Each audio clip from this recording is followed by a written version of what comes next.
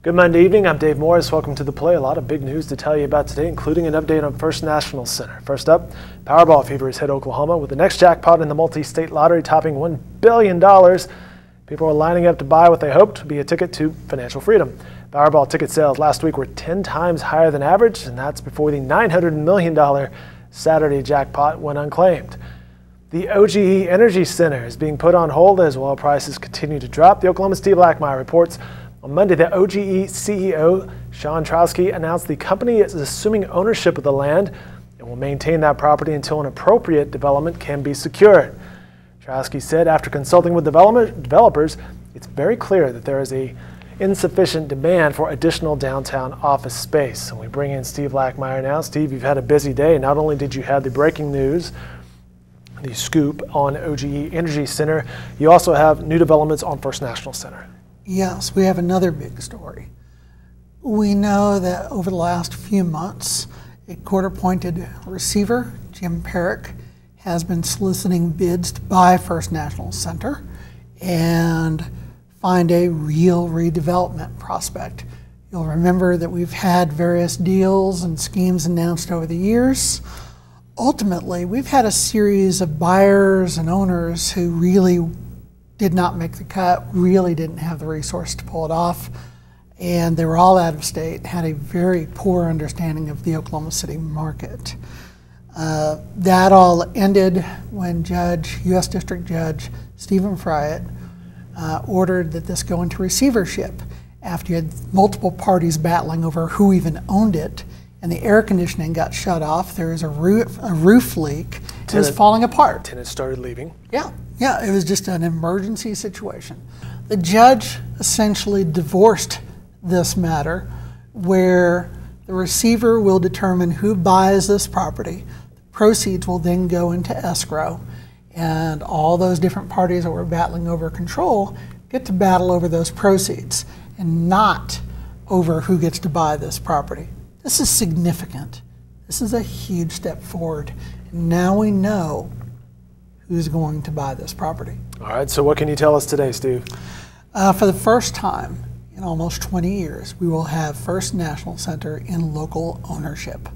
The head of this group is Gary Brooks, no stranger to downtown development. He's taken on some of the toughest projects in downtown, most notably the Steel Yard, which had just about every environmental challenge you can imagine out in East Bricktown where the old Stewart Metal Fabricators was.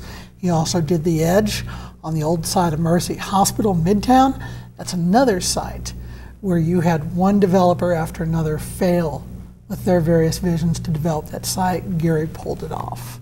So now we've got Gary Brooks. He's teaming up with Charlie Nicholas, who is a contractor himself, but also is an investor and is actually one of the big forces behind the Maywood apartment projects in Deep Dewes. He also built the Edge. He's based in Texas. We also have some other investors in this team as well. J.E. Dunn Construction, a heavy hitter. They built the St. Anthony Healthplex at Western and Memorial. They're doing quite a few projects around town. They're the contractor on this project. And then ADG, which has been well known for a lot of their projects around town. They just moved into the Fred Jones manufacturing building in Film Row, by the way. They're the architect along with Merriman out of Texas. Local owners working with local developers. Yes. Local construction companies. There's some out of state, but most of these are locals. Any timeline on this, Steve? He's been very cautious. Gary Brooks with the Steel Yard was very careful to say this is a complicated project. And I'm not going to overpromise and underdeliver. I'm going to get this done as quick as I can, but I'm not going to sacrifice quality. We're going to do this right because we won't get a second chance. Seems like a common sense answer. You're looking at footage of the structure down there. Clearly, that middle building is what's going to come down for a garage, by the way. Clearly a big project that's going to be undertaken here. And Steve, provide us with some more details here. What do you know about the structures? Okay, so you've got a middle building that was built in the 1960s. We're seeing that now. And then there's another building facing Broadway. That's the east building that was built in the early 1970s. Both of those will be torn down to make way for structured parking with retail on the first floor. The historic tower, of course, will remain. It's an incredible Art Deco building, an incredible great banking hall with these marble columns. Previously, you had heard perhaps hotel, perhaps residential. Yeah. Still hearing along the same lines? lines? Yes, that's what they're going to do. Okay. You're going to have retail throughout the first floor of the historic building and the new garages. Then you will have a hotel from the 2nd through 14th floors. And then you will have housing apartments on the 15th through 33rd floors. Pretty dramatic view from up there. Oh, an amazing view. And we know that housing is done well across the street in the City Place Tower, which was built the same year, 1931. So we know that can sell. The Great Banking Hall is the big difference from anything else. It's an amazing space. It's pretty large, but the Great Banking Hall will be not just a lobby for the hotel, but they're looking at all sorts of programming. They want the public to interact with this space. And indeed, when First National Bank was still around, even through the 1980s, this was a place locals would take visitors to come see. They were that proud of it. This was something like the Skirvin. You would show it off, and they're hoping that they can make it that again. In terms of cost, this is not cheap. We're looking at in excess of $200 million. The city has already been making preparations. They've talked to the other taxing entities like the county, schools, career tech, library, that they're going to need to create a special tax increment financing district for this property. And everyone seems to be on board with that. I was about to say, we saw in the previous story with OGE, they kind of ran into some issues there, delays, and couldn't come to a common agreement there. Will this be similar? No. One of the issues that was going on with OGE Energy Center, and let me clarify, I mean, what really put that on hold was market demand, because obviously the demand for office space is not as hot as it was when oil was over $100 per barrel. They needed the tenants to fill that space. Yes, and they felt that there wasn't that much demand to justify moving ahead with that at this time. So on this one, though, one of the big questions out there is but if, or but for. Let me start that again. One of the big questions out there is but for tax increment financing assistance, could this project happen? That was debatable with OGE Energy Center, especially when you've got BOK, Park Plaza, a 27-story building with garages being built across the street without TIF. So that was an issue over there.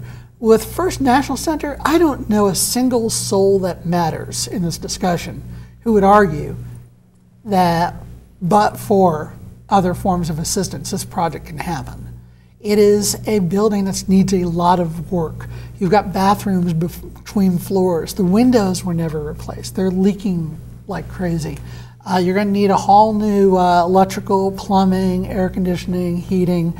Everything's got to be gutted to start from scratch. Plus, you've got to do a meticulous, multi-million-dollar restoration of the Great Banking Hall, which is no cheap project in and of itself. So you're talking about a really complicated project. You're looking at a financing structure that would be somewhat similar to what happened with the Skirvin, where it's not just tax increment financing. Maybe there's a sales tax TIF. You could see a lot of new market tax credits come into play. Chuck Wiggin, who's the local expert in new market tax credits, sometimes has allocations. He's a partner on this deal, so clearly they're looking at new market tax credits. They'll definitely look at historic tax credits. There may be some federal asbestos rebate money available in the form of brownfields. It's going to be very, very complicated, and they need every bit of assistance they can get. All that having been said, this is the first time we have a buyer that has been vetted, who has been determined to have the resources and means to do this deal. He's Steve Lackmeyer, his finger on the pulse of business transactions and doings in downtown Oklahoma City. Plenty of coverage from Steve can be found online at newsok.com. He's still working on this, churning out content, and of course, in upcoming editions of the Oklahoman. Steve, great job today. Thank you. Best of luck with the Powerball if you play Powerball. My wife had me buy tickets last night. If I win the $1.3 billion, you can quote me on the record as saying I will buy the OGE Energy Center site and rebuild State Center. You heard it here first, ladies and gentlemen. Steve Lackmeyer, thanks for your time. Thank you.